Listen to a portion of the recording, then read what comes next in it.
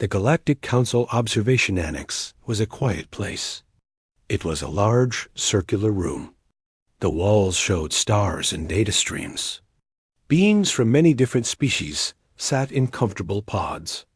They watched a large screen in the center. The screen showed a peaceful scene. A sleek, gray human ship, called the Unyielding Spirit, flew next to 5 much larger, slower ships. These big ships were bulbous and green. They were Tulare refugee vessels. Counselor Vortex was in charge. He looked like a wise old tree. His body was a thick trunk. His arms were like branches with many thin, leafy fronds. His big, dark eyes watched the screen calmly. He was from a species that valued patience and long thought. To him, this was a simple duty. Observing the new species, the humans, during a simple escort mission. Next to him, Delegate Keiichi made a soft clicking sound. Keiichi was insectoid. His body was a shiny blue carapace. His eyes were multifaceted. He tapped his sharp claws on the console. "A waste of resources," he chirped. His voice was translated into Galactic Common by a small device. "The Tulare are slow. Their ships are weak. Sending a military escort is an emotional decision, not a logical one." On Vorlix's other side, Ambassador Treen shifted gently. Treen was a molluscoid, a soft, intelligent being protected by a spiral shell. Her eye stalks extended towards the screen. "Compassion has its own logic, Delegate," she said softly. "The humans are new to the wider galaxy. Showing kindness builds trust. This mission is about diplomacy." The screen split. One side showed the outside view of the ships. The other side showed the inside bridge of the human vessel. The humans were interesting to the Council. They had achieved faster-than-light travel only a few decades ago. Their first contact was peaceful. They asked many questions. They were very good at fixing broken things. The general opinion was that humans were nice, maybe a bit too nice. They seemed fragile. They got sick easily on some worlds. They needed specific food and air. They were not strong or fast compared to many species. They were endurance hunters from their past, their file said. But that seemed like ancient history. Now they were engineers and talkers. On the bridge of the Unyielding Spirit, Captain Jisoo Kim sat in her chair.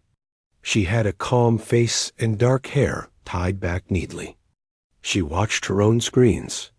They showed the Tulare convoy and the empty space around them. "Tulare lead vessel, this is Unyielding Spirit," she said. Her voice was pleasant and clear.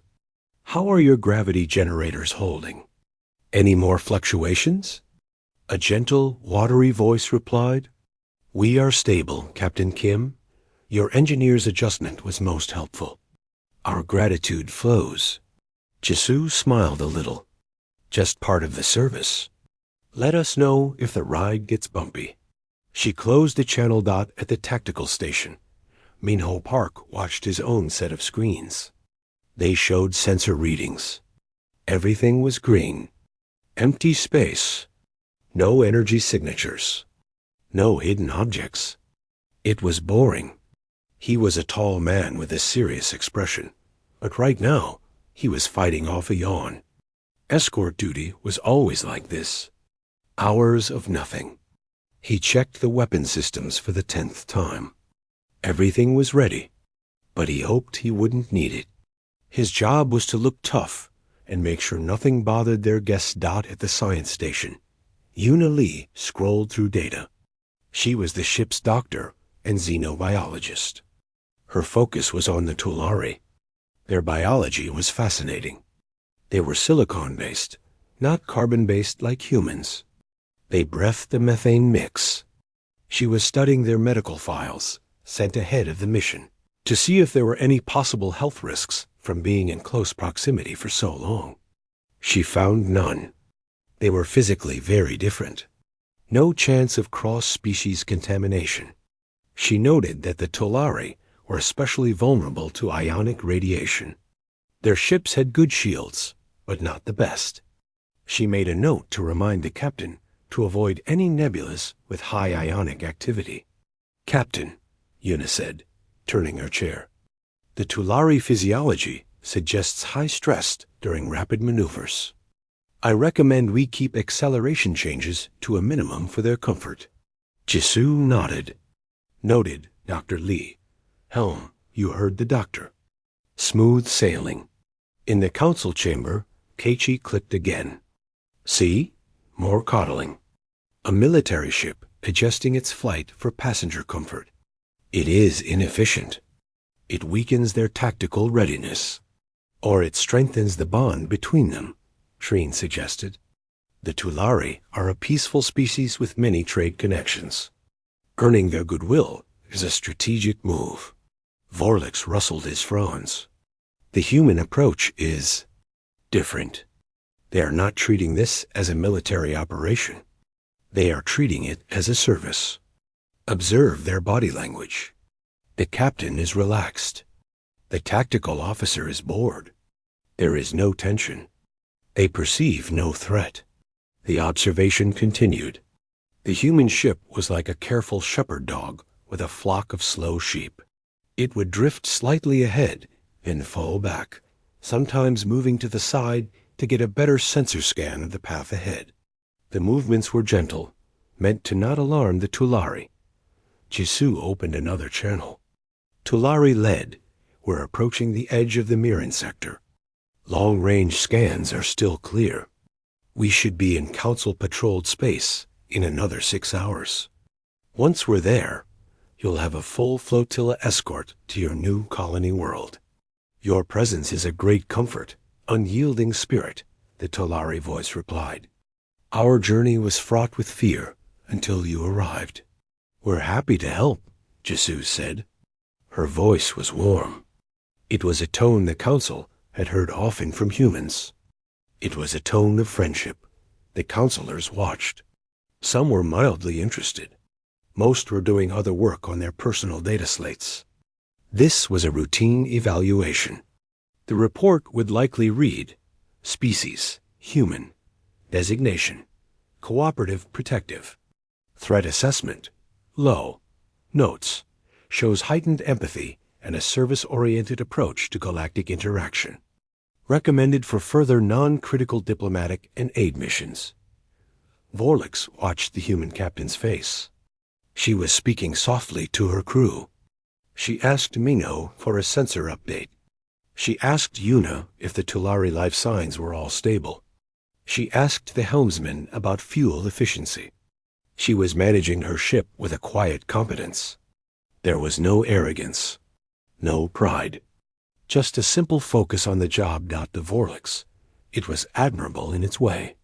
But it also confirmed a belief held by many of the older, tougher species in the galaxy. Humans were soft. They had tamed their own world through cooperation, not through dominance.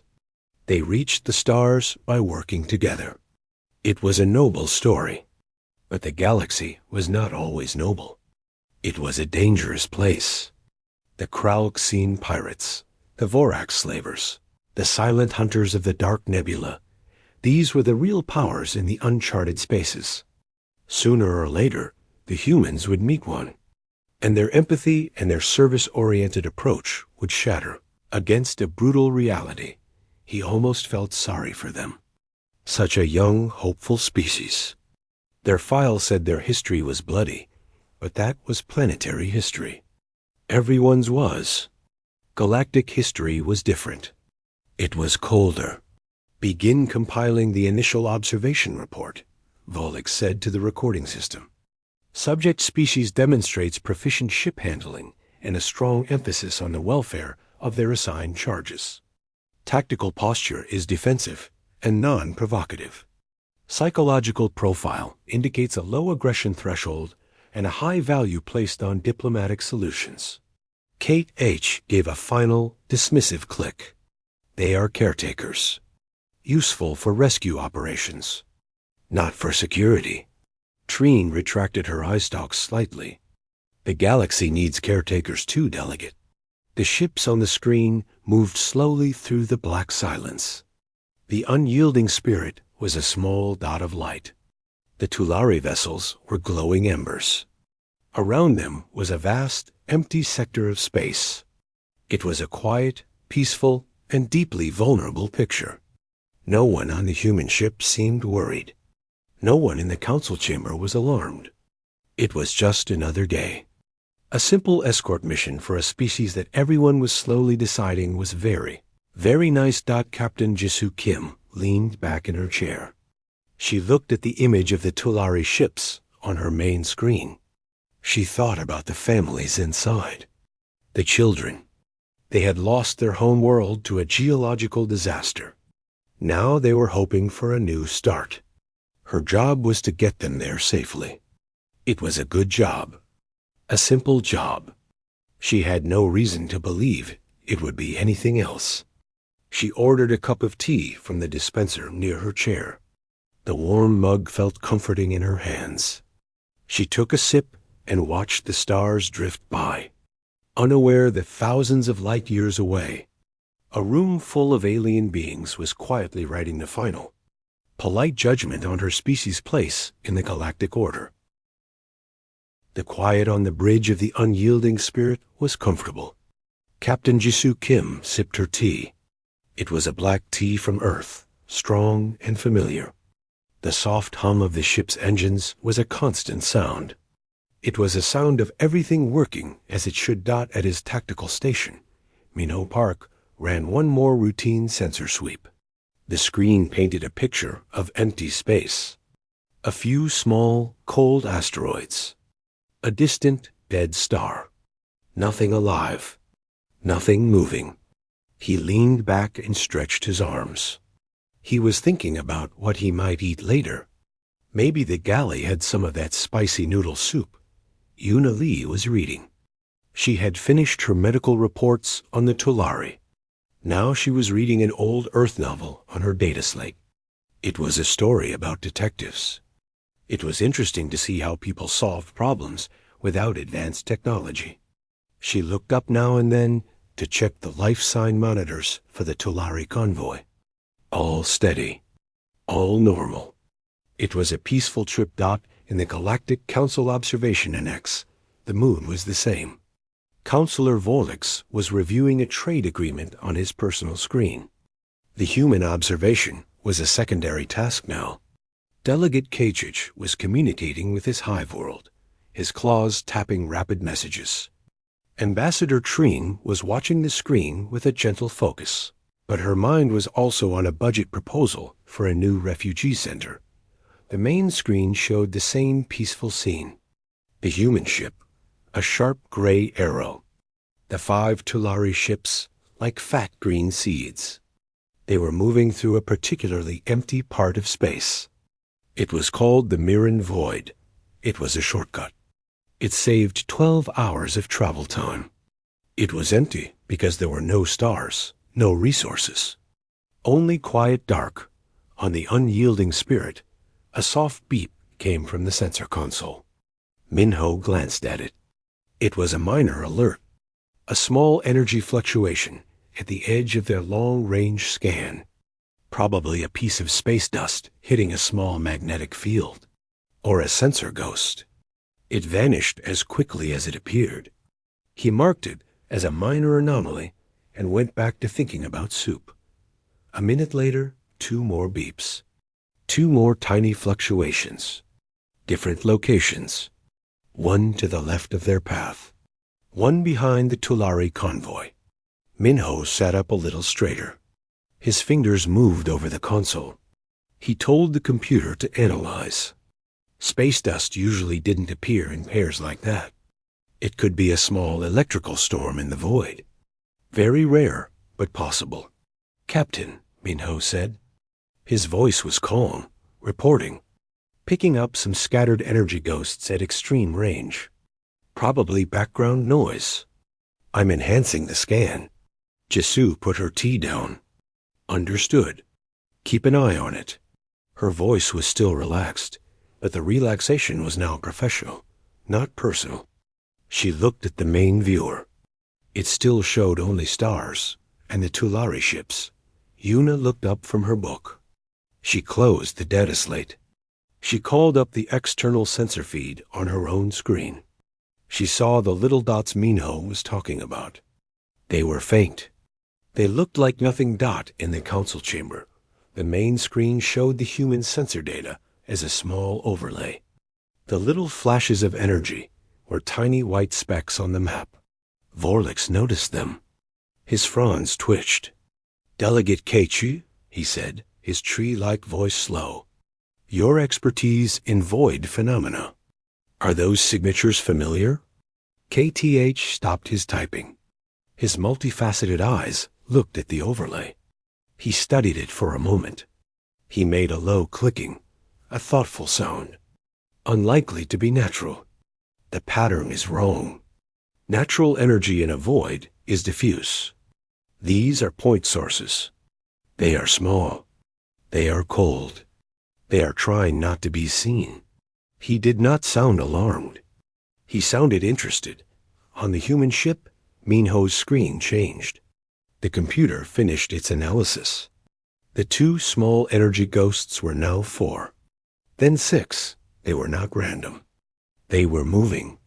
They were on an intercept course. And they were not small anymore. The sensors were getting a clearer reading as the distance closed. "Captain," Minho said. His voice lost its bored tone. It became flat and clear. Multiple contacts confirmed. Unidentified vessels. They are on an intercept vector. They are matching the profile in the database. Krauxine pirate signatures. The name landed on the bridge like a physical weight. Everyone knew the Krauxine. They were not a myth. They were a report. A warning in every pilot's briefing. They attacked without communication. They took ships, cargo, and sometimes crews. They showed no mercy. They were hunters. Jisoo was on her feet. Red alert. All hands to battle stations. Shields up. Power weapons. Her voice was sharp, but controlled. It was the voice of a captain doing her job. The lights on the bridge dimmed to a red glow. A low alarm began to sound through the ship. She hit the communication button. "Tulare lead. This is Captain Kim. We have multiple hostile contacts approaching. Do not alter your course. Do not increase speed. We will handle this. Stay behind us." The watery voice that replied was trembling. "We understand, unyielding spirit. We have no defenses. We are in your hands." In the council chamber, all other work stopped. Every eye was on the main screen. The peaceful scene was gone. The red alert lights from the human bridge cast a bloody glow on the faces of the crew. The sensor overlay now showed the contacts clearly. 8, 9, 10 small, sharp icons. They were coming out of the dark. They were moving fast. They were spreading out. It was a classic swarm formation. "Krauxine," Ambassador Treen whispered, her soft body recoiling into her shell a little. Oh, the poor Tulare. Delegate Kate H. was leaning forward. "Now we will see. The humans have a single mid-weight frigate. The pirates have 10 light attack skiffs. Standard protocol is clear. The human ship must withdraw. It must save itself and report the loss. The Tulare are already lost. Any other action is suicide." Counselor Vorlix watched Captain Kim's face on the split screen. He saw her giving orders. He saw the fear in her eyes, but he also saw her pushing it down. She was holding on to her control. She was trying to be brave. It was what he expected. A brave, doomed last stand. On the bridge, Minho's hands were flying over his console. Shields at full. Weapons charged. "They are entering medium range. They are ignoring us, Captain. They are heading straight for the Tulare." He was right. The pirate ships, which looked like sharp black insects, shot past the unyielding spirit. They did not fire. They did not even change course. They flew around the human ship as if it were a rock in a stream. Their target was the slow, fat, defenseless refugee ships. It was a cruel tactic. It forced the defender to watch. It forced them to choose between a hopeless fight and a shameful retreat. Jisoo felt a cold knot in her stomach. They were being bypassed. The pirates did not see them as a threat. They saw them as furniture. The first pirate skiff reached the lead Tulari vessel. A bright blue beam shot out. It was a grappling tether. It latched onto the hull. The Tulari ship shuddered. "Helm! Get us between them!" Jisoo shouted. "Minho, target that tether. Break it!" The unyielding spirit turned sharply. The engines roared. It moved to put itself between the pirates and the refugees. Minho fired a precise laser shot. The blue tether flashed and went dark. The pirate skiff drifted away and turned back with a snarl. A voice crackled over the open frequency. It was a harsh, grating sound. It was not translated. It was in broken galactic common. "Human ship, run. This is not your meat. Run, or you are meat too." It was the only warning. The other pirate ships opened fire. Not on the unyielding spirit. On the Tulari ships. Bright bolts of plasma slammed into the green hulls. Shields flared and failed. Metal tore. No vital hits. They were aiming to cripple, to terrify. The Tulari were screaming over the comms. A wordless, watery sound of pure panic dot in the council chamber. The delegates watched in silent horror. It was a slaughter. A slow, deliberate one. They had seen this before. The Kralk-Seen were efficient predators. This was how they operated. The expected path was clear. The human ship would now fire a few useless shots. Then it would turn. It would jump to faster-than-light speed. It would escape. The report would be filed later. It was the rational choice. It was what their own species would do. Delegate Cage nodded, almost to himself. Now they will run. They must. On the screen, Captain Jisoo Kim stood perfectly still in the center of her red-lit bridge. She was looking at the main viewer. She saw the pirate ships, like angry wasps, stinging the huge, helpless Tulari vessels. She heard the screams on the comms. She saw the faces of her crew, pale and scared, looking to her for the order to retreat. She closed her eyes for 1 second. When she opened them, something was gone. The fear was not gone, but it was put away. The polite, diplomatic captain was put away. What was left was something very clear and very cold. She did not give the order to run. She opened a ship-wide channel. Her voice filled the unyielding spirit. It was not loud. It was low. It was solid. It was a voice no one on the ship had ever heard before. "All hands," Captain Jisoo Kim said. "They are hurting our charges. They think we will watch. They are wrong." She turned to Minho. Her eyes were dark and focused. Tactical. New priority. They do not get to touch the Tulari again. Ever. She turned to her helmsman. "Pilot, you are not avoiding fire. You are placing us where he needs us to fire. Do you understand?" The crew stared at her for a heartbeat. And then something changed in them too. The panic on their faces hardened into something else. Their backs straightened dot in the Council Annex. Vorlix's fronds stood straight out. "What is she doing?" He whispered. "Why is she not leaving?" They watched as Minho Pa. The low alarm on the bridge of the unyielding spirit was still sounding. The red lights painted everything in a harsh, bloody color. Captain Jisoo Kim stood perfectly still. Her hands were clasped behind her back. Her eyes were fixed on the main viewer, which showed the chaos of pirate ships and the wounded Tulari vessels. But she was not seeing chaos. She was seeing patterns. She was seeing lines of movement. She was seeing the problem that her bridge crew was quiet. The initial panic was gone. They were waiting. They had all heard the new priority in her voice. They do not get to touch the Tulari again. Minho Park's fingers rested on his tactical console. He was not pressing buttons yet. He was looking at his screens, his head tilted. A moment ago, his mind had been a storm of fear and calculations about survival. Now the storm was gone. A cold, clear lake had taken its place. He saw the 10 pirate skiffs as points of data. He saw their last recorded movements. He predicted where they would be in 5 seconds. He noted which ones were closest to the Tulari, which ones were turning their weapons towards the unyielding spirit. He ranked them. The closest threat to the refugees was Target Alpha. The one targeting their own ship was Target Beta. His mind worked with a speed and a silence that felt strange. Even to him, Unilee was no longer at her science station. She was at the secondary tactical console next to Minho.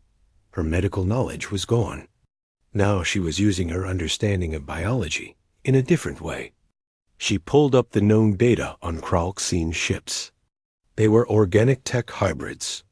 Grown, not built. She looked for weak points. Not in their armor, but in their systems. Their life support was a web of nutrient fluids. Their weapons were powered by bioelectric nodes. She began feeding this data to Minho's station, highlighting points on the ship schematics in cool blue. "Captain," Minho said. His voice was a flat, calm monotone. It carried no emotion. It was just information. Target Alpha is attaching another tether to Tulari Ship 2. Its engines are exposed during this maneuver. I have a firing solution for its main biothruster node. A hit will cripple its mobility. Jisoo did not look at him. She kept her eyes on the viewer. "Do it." Minho tapped a single command. A single bright bolt of plasma lanced from the unyielding spirit. It was not a spray of fire. It was not a hopeful shot. It was a precise line. It struck the rear of the pirate skiff, exactly where Minho had said. The organic metal bubbled and burst. The skiff's engines died instantly. It spun away, dark and useless. Its tether snapping dot in the Galactic Council observation annex, there was a collective intake of breath. It had not been a lucky shot. It had been surgical. Delegate Kate stopped clicking. His claws froze in the air. Counselor Vorlix's fronds trembled. That was not a defensive shot. That was a targeted disable. On the screen, the other pirate skiffs reacted. They swarmed. 3 of them broke off from harassing the Tulari and turned their full attention on the human ship. Bolts of green plasma streaked towards the unyielding spirit. "Evasive pattern theta," Jisoo said, her voice still low. "Helm, bring us along the dorsal side of Tulari Ship 1. Use its bulk as a partial shield. Do not let them draw us away from the convoy." The helmsman, a young man named Day, was sweating, but his hands were steady on the controls. He didn't try a wild dodge. He moved the ship in a sharp, controlled slide. It positioned the huge, slow Tulari ship between them and 2 of the attackers. The pirate fire splashed harmlessly against the Tulari's thick hull. The 3rd pirate's shot grazed their own shields. The ship shook, but the shields held. "Minho, the one that just fired," Jisoo said. "Its weapon node is cycling. It is vulnerable for 1.2 seconds. Mark it." "Marked," Minho said. His eyes were glued to the data. He saw the tiny pulse in the energy reading. The brief cooldown period in the organic weapon. He waited. The pirate skiff was turning for another pass. The moment its weapon node went from red to yellow on his screen, he fired. Another single bolt. It pierced the skiff's forward section. There was a silent green explosion. The skiff broke in half. 2 pirates disabled in less than a minute. not destroyed. Crippled, the remaining pirates were now angry. The harsh voice came back on the comms. You will die slowly, humans. The sworn tactics changed. They became more aggressive, less focused on the Tulari. They dove at the unyielding spirit from all directions. It should have been overwhelming, but Jisoo and her crew were not trying to win a dogfight. They were defending a perimeter, an imaginary bubble around the 5 Tulari ships. Their movements were not random. They were calculated. They would let a pirate ship get close, tempted to fire at them, then slide away so the shot would miss or hit a Tulari shield. They used the refugee ships as fixed points, as corners in a deadly game. Yuna spoke up, her voice as calm as Minho's. Target Gamma. It's a command and control variant. Its biosignature is different. It is emitting coordination pulses to the others. Its central nerve cluster is located here. She sent a pulsating dot to Minho's screen. It was deep inside the skiff. It's too heavily armored for a direct shot from here, Minho stated. Then get closer, Jisoo said. Helm hard to port. Straight at target delta. Make it think we're engaging. Then break off at 500 meters. The unyielding spirit lunged forward, straight towards a pirate skiff. The pirate, surprised by the direct attack, turned to meet it. At the last second, they threw the ship into a violent spin. The pirate's shots went wide, and for a brief moment, the spinning human ship presented its top weapons array not at the skiff it was juking, but at the command skiff, Target Gamma, which was now in the open. Firing, Minho said. He unleashed a rapid 3-shot burst, not at the command skiff's hull, at a specific unarmored sensor array on its side. The array exploded. The following 2 shots penetrated the hull, traveling deep into the ship's interior. The command skiff shuddered. Its lights flickered. The coordination pulses to the other pirates ceased. The remaining skiff's movements became jerky, uncoordinated dot in the council chamber. Ambassador Treen was whispering.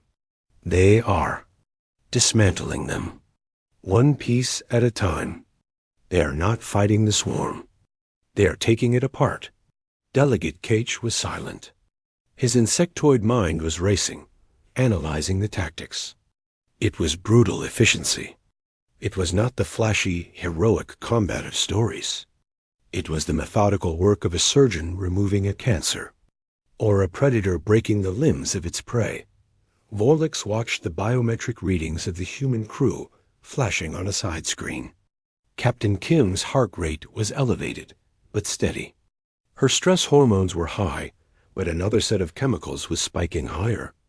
Neurotransmitters associated with hyperfocus, with pattern recognition, with the suppression of pain and fear.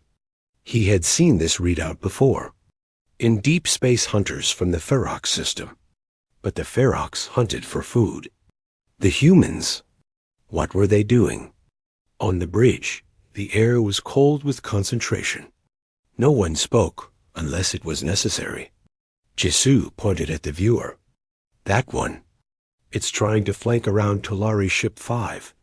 It wants a clear shot at their engines. Stop it. It's out of our direct line of fire, Minho said, his fingers flying. But the angle from Tulari Ship 4's communication array. If we ricochet a mag rail slug off the array housing, the deflection will send it into the skiff's path. Will it damage the Tulari array? Jisoo asked. Minimal. Scorch marks, Yuna answered instantly, having already run the calculation. Do it. Minho fired a heavy, kinetic slug. It streaked across space, not towards the pirate, but towards the tall, spire-like communication array on the side of the Tulari ship. It struck the base of the spire at a perfect angle. With a shower of sparks, the slug caromed off, changing direction. It slammed into the flank of the pirating skiff that was trying to sneak around. The skiff tumbled away. A hole punched straight through its middle. The remaining pirates, now leaderless, and with half their number dead or drifting, hesitated. Their predatory confidence was gone. They were facing something they did not understand. A ship that did not fight like a ship. It fought like a single terrible mind. Captain Jisoo Kim slowly turned her head. She looked at the sensor display showing the 4 remaining functional pirate skiffs. They were hanging back, unsure. She opened the com channel to them. Her voice was not the gentle one from before. It was not the diplomatic one. It was the same cold, flat tone she used with her crew. It was a sound that carried no threat, only absolute certainty. Kralxine vessels, she said. You have attacked those under our protection. You will power down your weapons and engines. You will surrender. If you do not, we will continue. We will not stop until you are all broken. This is your only warning. In the council annex, the silence was total. They were not hearing a plea. They were not hearing a boast. They were hearing a statement of fact. A predator, after catching its prey, giving it one last chance to stop struggling. And on the bridge of the unyielding spirit, her crew waited. Their faces were calm. Their eyes were watchful.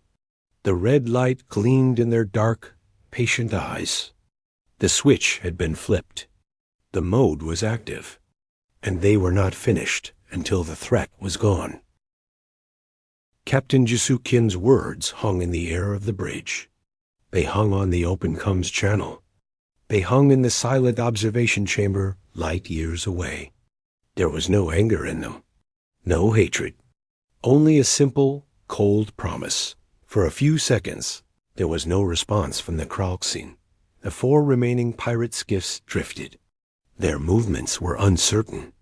On the main viewer of the unyielding spirit, their sharp, insect-like shapes were dark against the stars. One of them, larger than the others, twitched. Its nose turned towards the human ship. The harsh, grating voice returned. It was filled with rage, but under the rage there was a new thread of confusion. You are one ship. You are weak. You are prey. We do not surrender to prey. Jisoo did not reply. She simply looked at Minho and gave a single, slow nod. Minho's fingers moved. He did not target the speaking ship. He targeted the pirate skiff on the far left of their loose formation. It was the one farthest from the Tulare. A message needed to be sent. The message was that words were over. The message was that the only choices were surrender or be removed. He fired. Not the heavy mag rail. Not the plasma cannons. He selected a different weapon. A high-intensity focused laser, usually used for cutting debris or precision mining. It was a thin, brilliant line of white light. It touched the pirate skiff on one of its jointed wings. The laser did not explode the wing. It sliced through it. A clean, surgical cut. The severed wing, a piece of organic metal as big as a shuttle, spun away into the void. The skiff lurched, trying to correct, but its flight became a clumsy, unbalanced tumble. It was not dead, but it could no longer fight. It could only drift helplessly. It was a demonstration.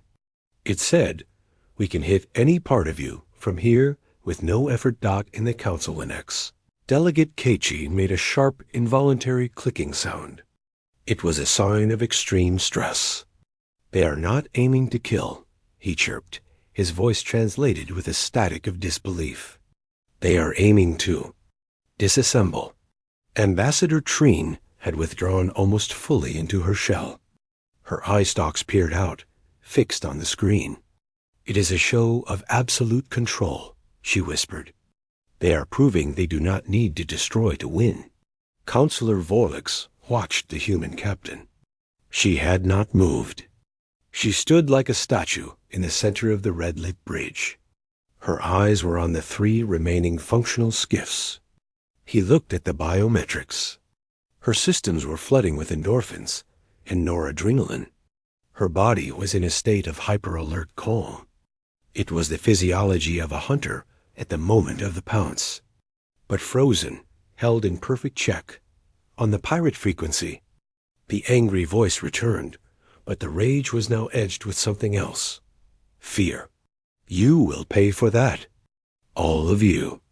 The Tulari slime will be scraped from their shells while you watch. The lead skiff and its 2 remaining companions ignited their thrusters. They did not attack the unyielding spirit directly. They broke in 3 different directions, arcing around in a wide pattern. Their goal was clear. They were going to try to hit the Tulari ships from 3 sides at once. They hoped to overwhelm the human ship, to force it to choose one target while the others struck dot. It was a smart tactic. Against a normal defender, it might have worked. On the human ridge, Jisoo saw the move. Her mind, operating with a crystal clarity that felt both alien and intensely familiar, processed it instantly. They were trying to stretch her out, to break her perimeter. "Minho," she said, her voice still that low, steady monotone. "They are attempting a... The voice you selected does not support this language. Please click the upper right corner to switch to another voice. A scattering tactic. They want to divide our attention. We will not divide. We will focus. Yuna, which Tulari ship is most vulnerable?" Yuna's eyes were on the schematics. "Tulari ship 3. Its rear shields are at 8%. A single hit will breach the hull." "Then that is the point they will target," Jisoo said. "Helm, put us directly in the path of the skiff, heading for Ship 3's rear quadrant. Full speed. Do not deviate." The unyielding spirit shot forward, a gray streak. It placed itself squarely between the charging pirate skiff and the wounded Tulari vessel. The pirate, committed to its attack run, opened fire. Green plasma bolts slammed into the human ship's forward shields. The ship rocked violently. Alarms blared on the bridge.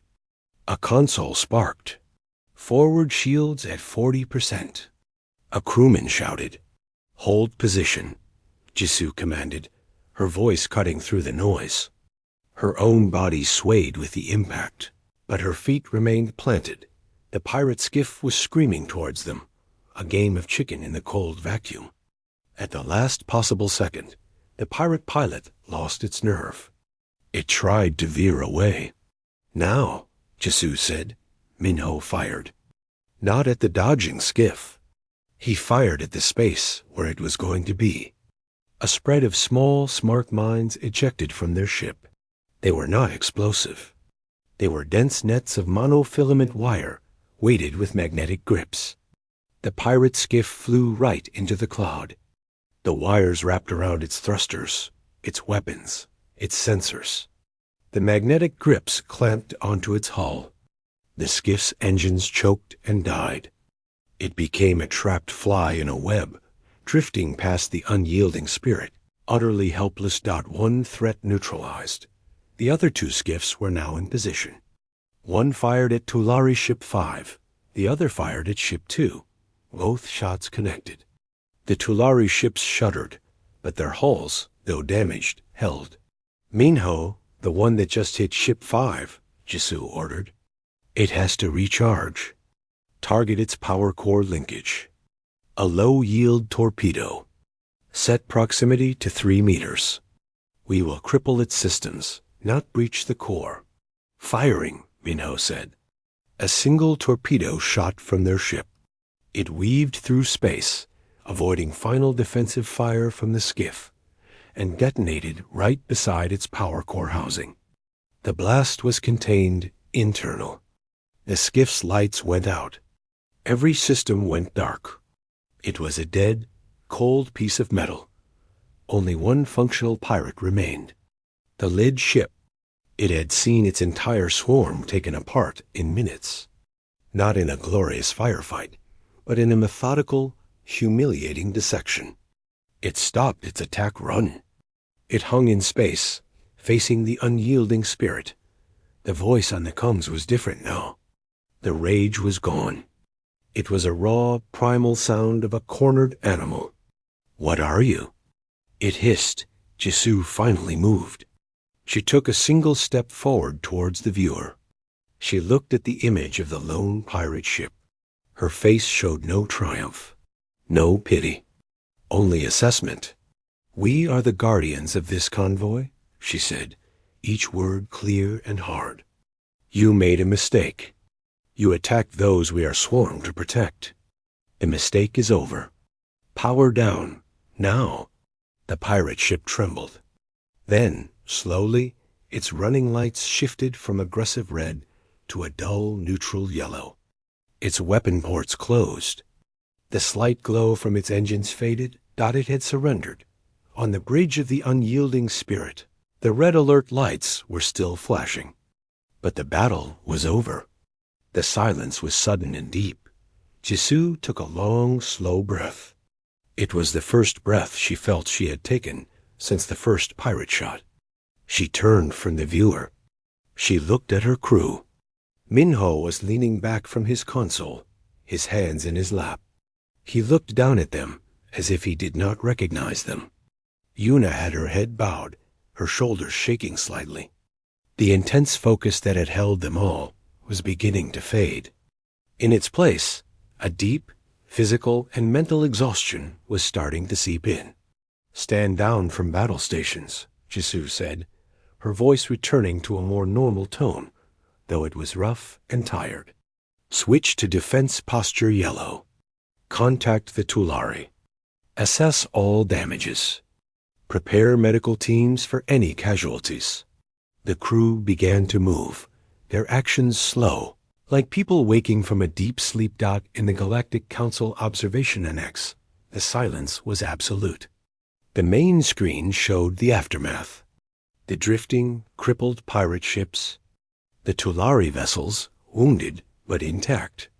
The human ship, sitting calmly between them. A silent sentinel. Delegate Cage finally spoke. His voice was very quiet. They won. Against 10-1 odds. They won without losing a single ship under their protection. Ambassador Treen emerged fully from her shell. Her eye stalks were wet. They did not just win. They enforced a new reality. They made the predators into the prey. Not for food. For justice. Counselor Volix looked at the final biometric readings. The human crew's stress chemicals were plummeting. The predator mode neurotransmitters were receding. In their place, other chemicals were rising. Ones for empathy, for care, for social bonding. The switch was flipping back. He looked at the face of Captain Jisoo Kim on the screen. She was rubbing her eyes. She was asking about Tulare injuries. The cold, focused guardian was gone. The compassionate captain was returning. Volix felt a chill that had nothing to do with the room's temperature. The galaxy had just been given a terrifying, awe-inspiring lesson. Humanity was not defined by one nature. They were defined by a choice. And they had just shown what they chose to become when the innocent were threatened. They did not become monsters. They became something far more formidable. They became the most dangerous thing in the universe. A good person with nothing left to lose and the absolute will to protect. The bridge of the unyielding spirit was quiet. The red alert lights were off. The normal, soft white lighting felt too bright, too revealing. Captain Jisoo Kim sat back in her chair. Her body felt heavy. Her hands, which had been steady as stone during the fight, now had a faint tremble. She clasped them together in her lap. Around her, the crew moved slowly. They spoke in low voices. They were checking systems, talking to the Tulare, running damage reports. The work was normal, but the people doing it were not. They were all coming down from a very high place. A cold, sharp place they had not known was inside them. Minho Park stared at his tactical screen. It showed the aftermath. The drifting, broken pirate ships. The data from the fight scrolled down one side of the display. Hit percentages, 98%. Weapons efficiency, 94%. He had never seen numbers like that, not even in simulations. He had done that. His mind had worked with a speed and a clarity that scared him now.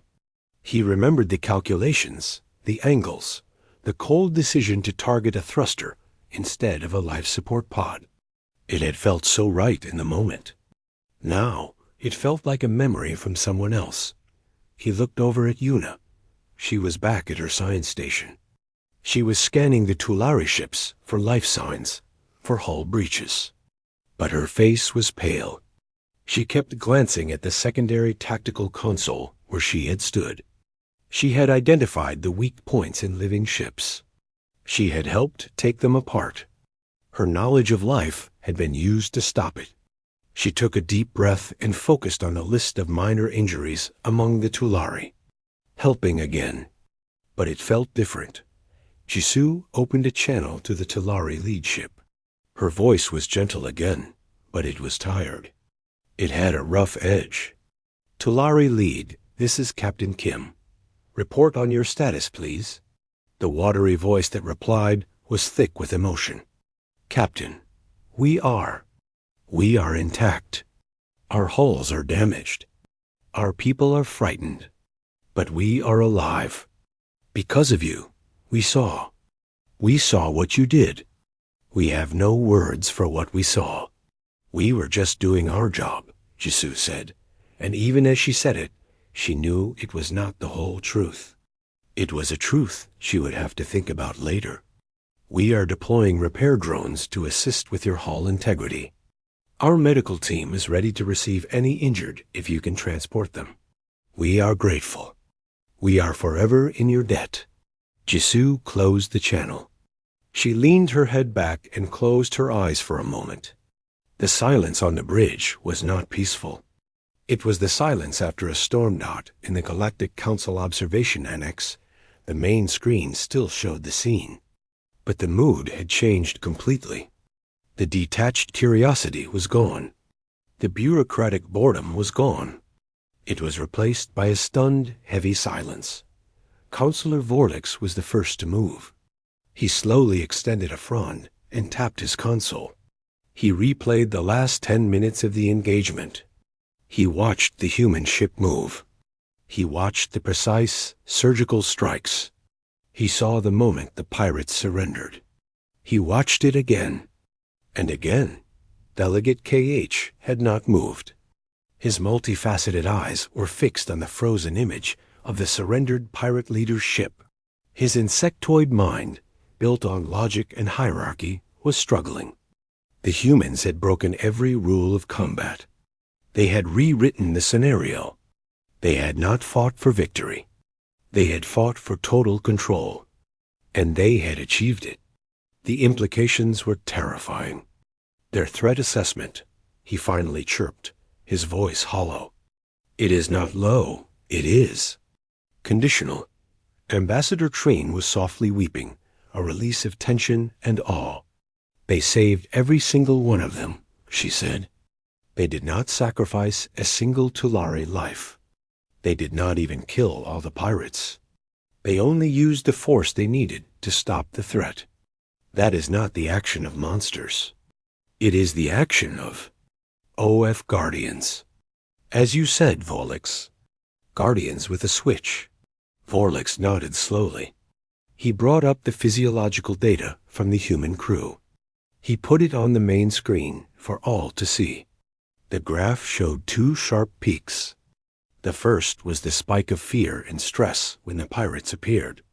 The second, much larger and sharper peak was different. It showed chemicals for hyper-awareness, for pain suppression, for intense focus. It showed a total suppression of the fear response. It showed the body and mind dedicating every resource to a single task, neutralizing the threat. And look, Vorlix said, his woody voice full of awe. Look at the drop.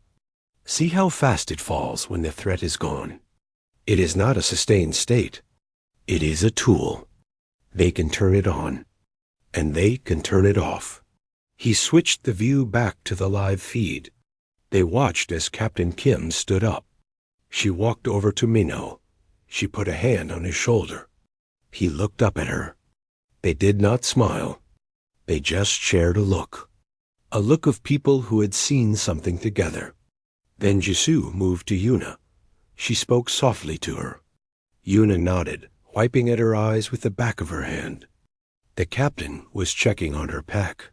After the predator mode ends, Trine whispered, the pack bonds return stronger. On the screen, Jisoo returned to her chair. She opened a new channel, this one to the Galactic Council.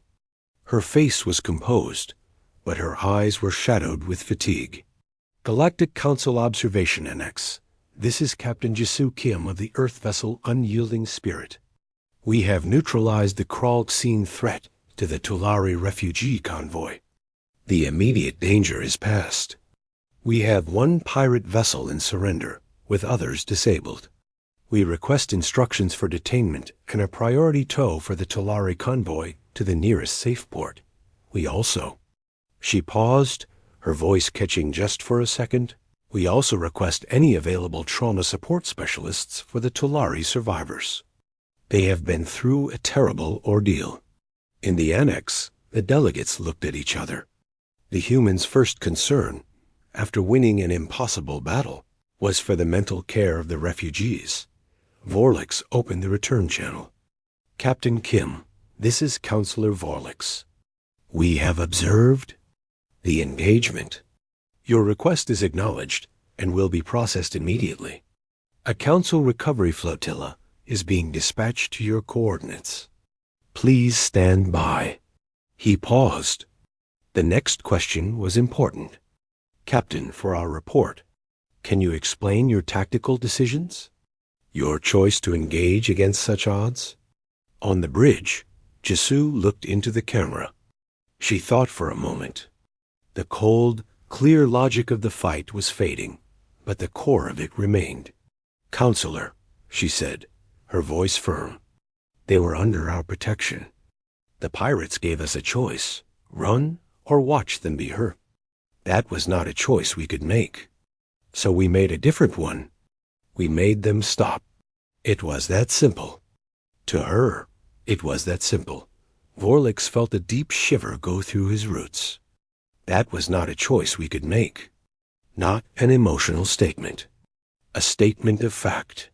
For humanity, under certain conditions, some paths were simply not walkable. Their psychology literally switched to remove those paths from consideration. All that was left was the path to protect. Understood, Captain, Vorlix said.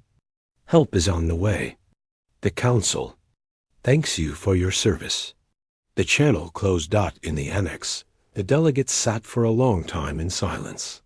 Finally, Cage spoke. We must recall every analysis we have ever done on humanity. Their classification must be changed. They are not a cooperative species. They are a protectorate species. Their cooperation is their normal state. But their protective state is... He searched for a word. Absolute. And it is formidable. Vorlix began to dictate the new official note for the human file.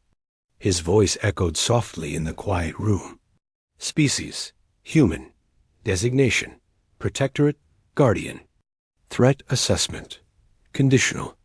Note, humanity possesses a documented, profound neurophysiological shift, colloquially observed as predator mode. This state is not engaged for aggression or conquest. It is triggered exclusively in defense of those they perceive as vulnerable or under their protection. In this state, cognitive and physical abilities are elevated to extreme levels, with a focus on tactical precision and threat neutralization with minimal collateral damage. The state is temporary and self-regulating. Caution is advised. The greatest danger in the galaxy is not to attack a human. It is to attack what a human is sworn to guard. They are not the hunters. They are the fence. And they become the fence with a terrifying efficiency. He stopped dictating. On the main screen, the human ship was now moving slowly among the Tulari vessels, its repair drones flying like little bees. It was a scene of quiet repair, of healing, The observation was over. But what they had observed would change the Council's view of humanity forever. They were not weak. They were not simply nice. They had a hidden depth, a hidden strength, and they had just shown the galaxy that the most peaceful species could be the most dangerous one of all if you pushed them to protect. The day the Galactic Council observed humanity's predator mode was not a day of horror.